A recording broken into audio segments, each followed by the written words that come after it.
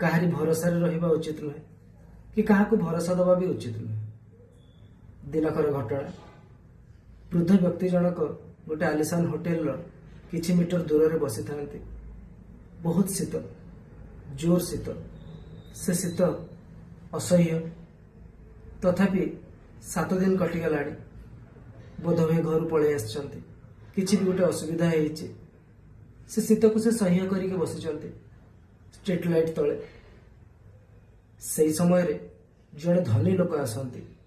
ବୋଧହୁଏ ସେ ହୋଟେଲରେ ସେ ରହୁଥିଲେ। ନିଜର କାମ ସାରି ସେ କାରରୁ ଓହ୍ଲାନ୍ତି। ଆଉ କାରରୁ ଓହ୍ଲେଇ ଯେତେବେଳେ ହୋଟେଲ ରୁମ୍ ପାଖକୁ ଯାଉଥାନ୍ତି, ତାଙ୍କ ଆଖି ହଠାତ୍ ସେ ବୃଦ୍ଧ ବ୍ୟକ୍ତିଙ୍କ ଉପରେ ପଡ଼ିଯାଏ। ଦେଖିକି ସେ ଚମକି ପଡ଼ନ୍ତି କି ସେ ଏତେ କୋଟ୍ ବୁଟ୍ ସୁଟ୍ ସବୁ ପିନ୍ଧିଛନ୍ତି, ତାପରେ ବି ଶୀତକୁ ସହି ପାରୁନାହାନ୍ତି। ତରବର ହେଉଛନ୍ତି କେମିତି ହୋଟେଲ ରୁମ୍କୁ ପଳେଇ ଯିବେ। କିନ୍ତୁ ଏତେ ଜାଡ଼ ଶୀତରେ, ଏତେ ହାଡ଼ଭଙ୍ଗା ଶୀତରେ ବୃଦ୍ଧ ବ୍ୟକ୍ତି ଜଣକ କେମିତି ବସିଛନ୍ତି ଭାବି ତାଙ୍କ ମନ ବିଚଳିତ ହେଲା। ବୃଦ୍ଧ ବ୍ୟକ୍ତିଙ୍କ ପାଖକୁ ଗଲେ, ପଚାରିଲେ, ମଉସା, ଏତେ ଶୀତରେ ଆପଣ କେମିତି ବସିଛନ୍ତି? ସେ କହିଲେ, ବସିଛି ପୁଅ, ବସିବାକୁ ପଡ଼ୁଛି। ମୋର ତ ଏ ଦୁନିଆରେ କେହି ନାହାନ୍ତି।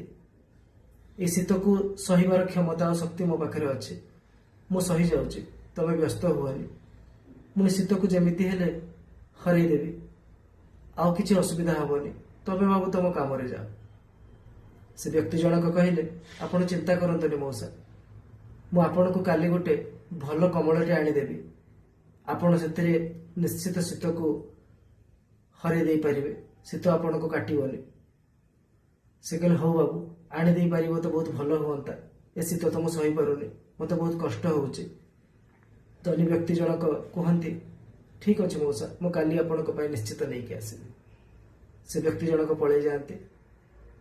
ଆଉ ତା ପରଦିନ ସକାଳ ହୁଏ। ଗୋଟେ ଦିନ ସେ ବ୍ୟକ୍ତି ଭୁଲି ଯାଆନ୍ତି ଯେ ସେ କୌଣସି ପ୍ରତିଶ୍ରୁତି ଦେଇଥିଲେ, କାହାକୁ ଗୋଟେ ଭରସା ଦେଇଥିଲେ। ନିଜ କାମରେ ବହୁତ ବ୍ୟସ୍ତ ହେଇଯାଆନ୍ତି। ନିଜ ଅଫିସ କାମରେ, ନିଜର ଡିଲ୍ରେ, କୌଣସି ପ୍ରକାର କାମରେ ସେ ଏତେ ମାତ୍ରାରେ ବ୍ୟସ୍ତ ହେଇଯାଆନ୍ତି ଯେ ବୃଦ୍ଧ ବ୍ୟକ୍ତିଙ୍କୁ କମଳ ଦେବା କଥାଟା ତାଙ୍କ ମନରୁ ଅପସରି ଯାଇଥାଏ। କିନ୍ତୁ ତାଙ୍କର କାମ ସରେ। ଗୋଟେ ଦିନ ପରେ ଆସି ପହଞ୍ଚନ୍ତି। ଆସି ଦେଖନ୍ତି ତ ସେ ବୃଦ୍ଧ ବ୍ୟକ୍ତି ଜଣକ ଆଉ ସେଠି ନାହାନ୍ତି। ସେଠୁ ସେ ପଳେଇ ଯାଇଛନ୍ତି। ଯେତେବେଳେ ପାଖ ଲୋକଙ୍କୁ ପଚାରନ୍ତି ବ୍ୟସ୍ତ ହେଇ କି ସେ ବୃଦ୍ଧ ଲୋକ କୁଆଡ଼େ ଗଲେ, ଏତେ ଶୀତରେ ବସିଥିଲେ, ତାଙ୍କ ପାଇଁ ମୁଁ ଗୋଟେ କମଳ ଆଣିଥିଲି। ଲୋକମାନେ କୁହନ୍ତି, ସାର୍, ସେ ଆଉ ନାହାନ୍ତି। ଏଇ ଆଜି ସକାଳେ ସିଏ ଚାଲିଗଲେ। ଯିବା ପୂର୍ବରୁ ସେ ପଦେ କହୁଥିଲେ କି ଏହି ବାବୁ ଜଣେ ଆସିବେ, ଆସିକି ତାଙ୍କୁ କମଳ ଦେବେ। ଏଇ କଥା ତୁନି ତୁନି ହୋଇ କହୁଥାନ୍ତି ଆଉ କହୁଥାନ୍ତି